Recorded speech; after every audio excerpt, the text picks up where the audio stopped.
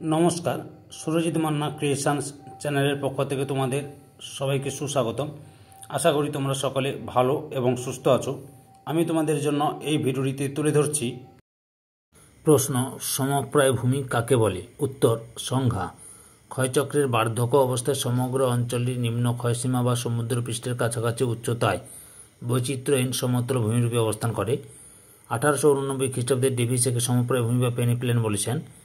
উৎপত্তি, নদীর ক্ষয়চক্র যত বার্ধক্য অবস্থার দিকে অগ্রসর হতে থাকে ততই ভূমিভাগের উচ্চতা ও বন্দরতা হ্রাস পায়। এভাবে ক্ষয়চক্রের বার্ধক্য পর্যায়ে ভূমির ঢাল ও নদীর শক্তি উভয়ই কমে যায়। ফলে নদীর নিম্ন ক্ষয় প্রায় বন্ধ হয়ে যায়, কিন্তু পার্শ্বক্ষয় চলতে থাকে। এই পার্শ্বক্ষয় দ্বারা জলবিভাজিকাগুলিকে প্রায় নিশ্চিহ্ন করার মাধ্যমে নদী সমগ্র অঞ্চল বা ভূভাগটিকে প্রশস্ত সমতল ভূমি বা সমপ্রায় ভূমিতে পরিণত করে। উদাহরণ, কর্ণাটক মালভূমির ময়দান অঞ্চল এবং চোনাগপুর মালভূমির পূর্বাংশ।